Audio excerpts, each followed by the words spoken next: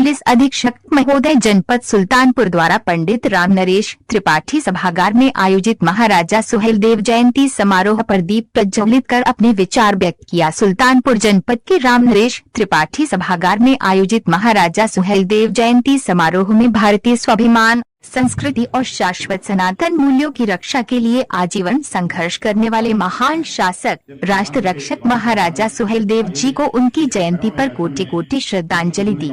महोदय द्वारा लोगों को संबोधित करते हुए अवगत कराया गया कि आज बड़ा ही सौभाग्य है कि आज के ही दिन बसंत पंचमी का त्योहार भी है। मैं यहाँ पर उपस्थित समस्त महानुभावों व विद्यार्थियों को इस त्योहार की हार्दिक बधाई देता हूँ। माँ सरस्वती का आशीर्वाद हम सब पर बना रहे। इतिहास के पन्नों को खंगालने पर पता चलता है कि महाराजा सुहेलदेव 11वीं सदी में श्रावस्ती के सम्राट थे, जिन्हें एक महान योद्धा के तौर पर देखा जाता है। महमूद गजनवी ने जब हिंदुस्तान पर आक्रमण किया और उसकी अलग अलग सेनाएं हिंदुस्तान में घुसने लगी, तब श्रावस्ती की कमान महाराजा सुहेलदेव के हाथ में ही थी। महमूद गजनवी के भांजे सैयद सालार मसूद गाजी ने सिंधु नदी के पार तत्कालीन भारत के कई हिस्सों पर अपना कब्जा जमा लिया था, लेकिन जब वो बहराइच की तरफ आया तब उसका सामना महाराजा सुहेलदेव से हुआ। बहराइच में हुई इस जंग में महाराजा सुहेलदेव ने गजनवी के भतीजे को धूल चटा दी। महाराजा सुहेलदेव की अगुवाई में उनकी सेना ने सैयद सालार मसूद गाजी का खात्मा किया और पूरी टोली को ही मिट्टी में मिला दिया। करीब 17वीं सदी में जब फारसी भाषा में मिरात-ए-मसूदी लिखी गई, तब इस वाक़े का विस्तार से जिक्र किया गया है। महाराजा सुहेलदेव जी का पराक्रम और संघर्ष में राष्ट्र आराधना के लिए सदैव प्रेरित करता रहेगा। इस अवसर पर श्रीमान जिलाधिकारी महोदय जनपद सुल्तानपुर, श्रीमान मुख्य विकास अधिकारी जनपद सुल्तानपुर आदि अधिकारी कर्मचारीगण मौजूद रहे। Bhanu Mishra, director in chief संचार 24 न्यूज चैनल की विशेष कवरेज।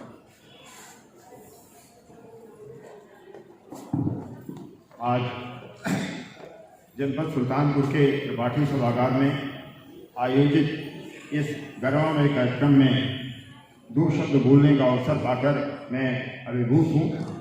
मंच पर लोकप्रिय जिलाधिकारी श्री रवीश गुप्ता, सीडीओ सुल्तानपुर श्री अतुल वत्स सहित जिला स्तरीय अधिकारी, सभागार में उपस्थित बड़ी संख्या में जनपद सुल्तानपुर के सुधी श्रोतागण, और मैं देख पा रहा हूँ कि बड़ी संख्या में विद्यार्थी भी यहाँ उपस्थित हैं। आज बड़ा सुखद संयोग है कि बसंत पंचमी का अवसर है। विद्यार्थियों के लिए वाग देवी का आशीर्वाद एक बड़ा महत्वपूर्ण चरण होता है जीवन में। मैं अपने विद्यार्थियों को शुभकामनाएं देता हूँ। वसंत का अवसर है, हिंदी साहित्य की बात अवश्य करनी होगी। कवि पद्माकर ने एक छंद लिखा वसंत पंचमी पर, और वो उदाहरण बन गया। जो हमारे हाई स्कूल इंटरमीडिएट के विद्यार्थी हैं, हिंदी के अनुप्रास अलंकार का जीता जागता उदाहरण बन गया। मैं 4 पंक्तियां पढ़कर अपनी बात आगे बढ़ाता हूँ।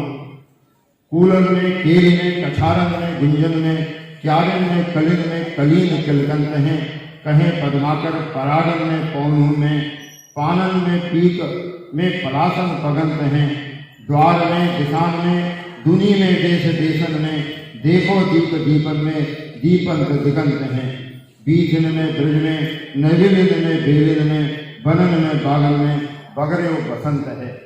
ऐसे वसंत पंचमी के अवसर पर हम लोग एक ऐसे योद्धा की जयंती मनाने के लिए भी एकत्र हैं।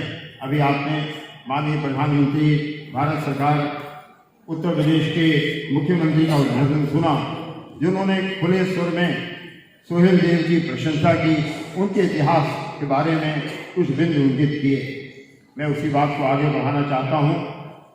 11वीं शताब्दी भारतीय इतिहास में उथल पुथल की शताब्दी रही। अगर आप भारत का मानचित्र अपने सामने रखें तो गुजरात से लेकर आसाम तक 11वीं शताब्दी में विदेशी आक्रांताओं ने जो भारतीय परंपराएं थी, भारतीय समाज था, उसको उथल पुथल करने की कोशिश की।